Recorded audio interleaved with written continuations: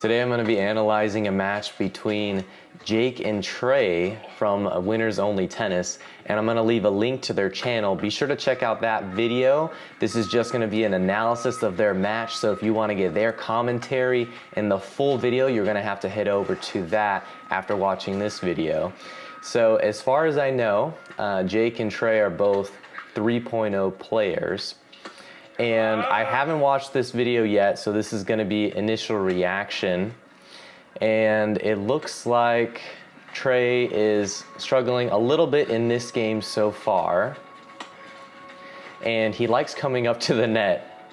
Okay, so that one worked out. I definitely like net plays. I like players that are aggressive. So I like that Trey's coming to the net. He had a good serve there. Okay, first serve in. And so I think that was awesome. I think that was the right play, that he was trying to go cross court there, or inside in rather. Staying aggressive. So that ball was probably not the best one to come in on. It was short. You definitely want to come in on balls that are deep. So if you're thinking of coming in, your opponent has a short ball, you're gonna wanna maybe slice that, keep that low, and try to keep that really deep. A good strategy to do is to actually slice to your opponent's weaker side. So a lot of players will have weaker backhands. Oftentimes you can do that as a safe bet. I like that overhead. You can slice to the backhand as you're coming in as a safe bet oftentimes. But rarely, some players do have weaker forehands. And I'm sure Trey will come to the net more. Yeah, so he does.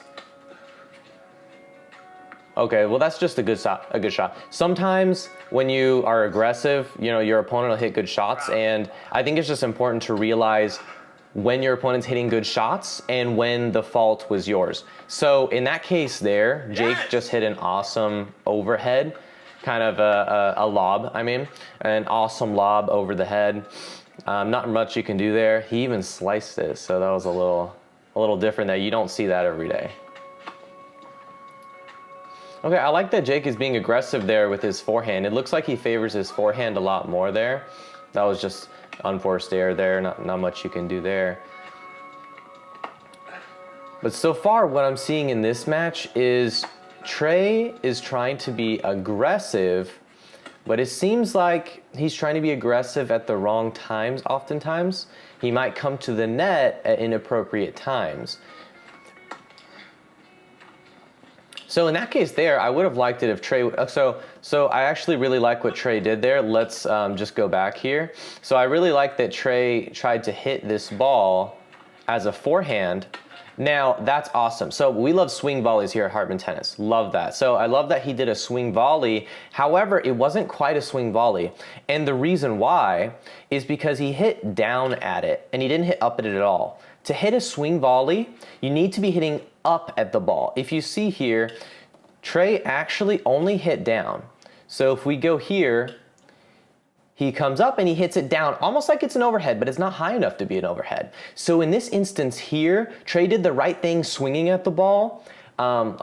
Swing volleys are awesome. Okay, we love swing volleys, hate volleys. So this is the right move here, but to make it a swing volley and not a volley, he needs to hit up at the ball and get topspin on it. That's what makes the difference between an overhead and a volley and a swing volley. A swing volley has topspin, so there was no topspin here. That was the only problem.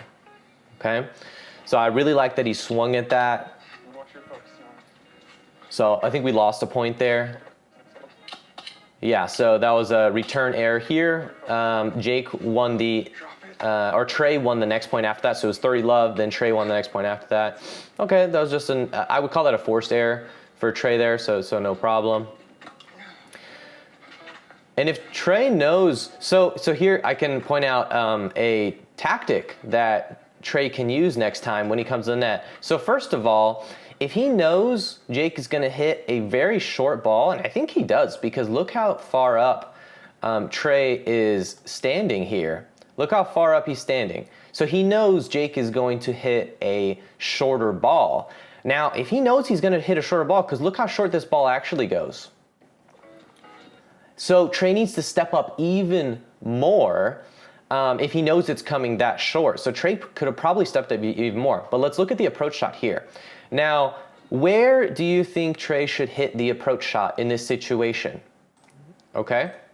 Should Trey go here down the line, or should Trey go cross court? Now, the answer here is actually down the line. And the reason why is because when you're going cross court here, you're actually opening up a lot more angles for Jake to hit. So that's a lot more, see the width of this angle here. So that's a lot more court for Trey to cover when he's standing here. So let's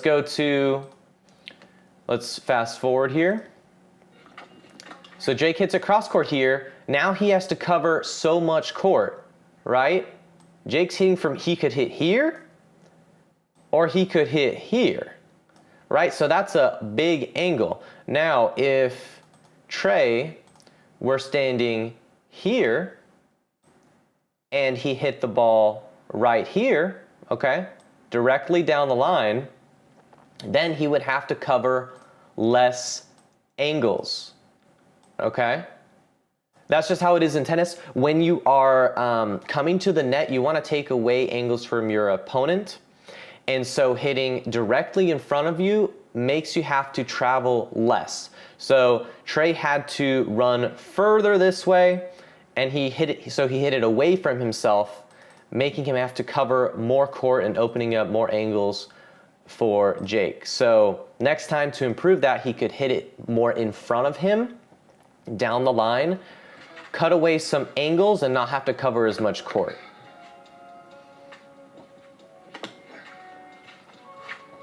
Got some coffee here, Hartman Tennis mugs. Check the Hartman Tennis website, link in the description.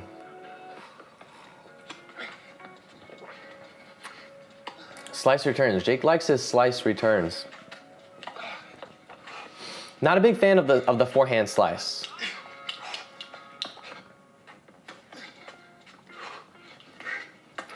So Trey got lobbed there. He's coming to the net a lot. He's being aggressive. I like it. There, it paid off. So that's awesome. He went down the line on that. That's perfect. You can't volley. And so that's okay. So he missed the volley there, and he actually shouldn't have volleyed at all. We hate volleys at Hartman Tennis. Should have done a swing volley. That would have been so much more effective, and Trey would have had so much more control on the ball if he did a volley, or a swing volley rather. So swing volley means, remember, you get topspin on the ball. So if you look at this stroke here, there's no topspin. It's basically a volley that he's swinging forward on. So you'll hear a lot of coaches tell you, don't swing on your volleys, don't swing on your volleys. That's right. You shouldn't swing on your volleys. However, you should do swing volleys. Swing volleys, you get topspin on the ball. Volleys, there's no topspin. Big difference there. Huge difference. So I would have liked to have seen Trey hit a topspin forehand there, basically in the air. That's a swing volley. That would have been way more effective, and I bet it would have gone in because with topspin, you get control. You can't volley. All right, 4 love, 30 all, or love 4, 30 all. Unfortunate double fault there, it happens. All right, good serve. Yeah, so not much you can do there. He kind of got brought into the net involuntarily. Good shot. Okay, so it looks like Trey can really work Jake's backhand there. I think we've seen a few mistakes from Jake's backhand so far. Okay, good shot by Jake there. Nice winner.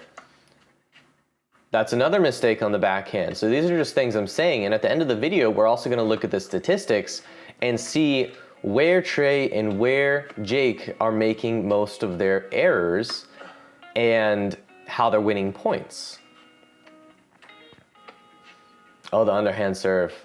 Love that. Nothing wrong with that. Nothing wrong with an underhand serve. I would have liked to have seen some backspin on the underhand serve, though. That makes it more effective because it keeps the ball lower. And it gives a little bit of spin on the ball, so it makes it a little tricky for your opponent to hit. It also makes the ball go in more because there's spin on it. Whenever there's spin on the ball, it makes the ball drop down and gives you more control. So 5-love, 40 all. It seems like Jake is really taking this home today. I'm not sure how they normally fare when they play. I imagine it is pretty even. Perhaps Trey was having an off day today, so he did get a game there. Okay, so 5-1 for Jake, still in command here. Trey going to the backhand again. Love it. So tactics-wise, this is something you have to realize while you're playing in real time. And it's okay to take a little time with that, but a thing to remember, major key when you're playing, think, how am I losing points? And even more importantly than that, how am I winning points? Which is very important. Think, if you're losing, think of, how is my opponent winning points? With which shot are they winning points? Are they winning points with their forehand? Are they winning points with their backhand? Right? These are really important things to remember, okay? Let's look at the statistics here. They just played one set. This is winners only tennis Sunday set, so they play a set every Sunday. Let's look here. Jake has 8 winners. This is just, and we're gonna go more into depth. These are just the broad statistics here. We're gonna go into specific shots next. 8 winners for Jake, 2 winners for Trey. On forced errors, about the same. Unforced errors, a little bit more on Trey's side there. Okay, let's go to the in-depth statistics. We're gonna start with the serves and returns. Okay, double faults. Trey was suffering a little bit on the serve today. That might have played a role in why he wasn't feeling so good. Sometimes when your serve isn't doing great, it kind of translates over to the rest of your game, and you start playing a little worse because you're thinking so much about your serve. So 50% of first serves in by Trey, 76% of first serves in by Jake. Okay, first serve points won, 25% only, very low for Jake. So when he got his first serve in, he was only winning a quarter of the points. Whereas Jake, when he got his first serves in, maybe he was feeling his first serves today, he won 50% of the points. Okay, and this is huge. The second serves when they go in, Trey only wins 33%. Jake wins 80%. Now that is really big. Let's move on to the specific strokes. Okay. Let's see where we're winning our points, where we're losing our points. Unforced errors, Trey, forehand. So this is a big problem here. Maybe Trey was not feeling his forehand today. Maybe he doesn't like his forehand in general. Maybe he prefers his backhand. I'm not sure there. 8 unforced errors on the forehand for Trey, 2 forced errors. Okay, that's what UE, unforced errors, FE, forced errors. Okay. Jake was even here. This is beautiful. This is exactly what you should see. If someone is killing it with one of their strokes, backhand, forehand, whatever it may be, slice, this is what you want to see, even. If you see 4 winners and 4 unforced errors, that person is killing it on that side. Jake loves his forehand. He was doing great.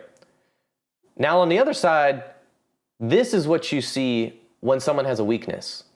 Jake's ground backhand here. Jake's backhand, 6 unforced errors, no winners. That means that Jake was not winning any points with his backhand, okay? We did see 1 or 2 lobs. That's a different stroke, okay? So backhand only during ground strokes, that's a weakness for Jake, and that's something Trey can take advantage of. Now, Trey didn't make too many errors on the backhand here, okay? 1 error, 0 winners, that's okay. That's an okay stat right there. That doesn't really show weakness. Maybe he just wasn't hitting many backhands. Maybe he was hitting a lot of backhands and he wasn't making a lot of mistakes. We see on the backhand slice 2 unforced errors for Trey. No unforced errors, no winners for Jake. Okay. We see Trey came up to the net a lot more. He had 1 winner, 1 unforced error, 1 forced error. Okay. We had Trey having 1 winner, 1 unforced error. And we had Jake having 4 winners on the backhand lob. Awesome. Okay. So you're only going to get that if your opponent comes to the net a lot. And there were certain situations that Trey may have come to the net a little prematurely on shots, on approach shots that were perhaps not so strong. If you want to come to the net and you want to be successful, you need to have strong approach shots. Thanks for watching today's video. If you would like me to analyze your game just like in this video today, I do offer a service where I will edit your complete match, put a live scoreboard, and give in-depth match statistics after every set, as well as live commentary and match analysis by myself. Then head over to the Hartman Tennis website, link in the description. This was an awesome set by Winners Only Tennis. Be sure to check out the full video. I'm gonna link that right here. Thanks for watching, everybody. See you in the next one.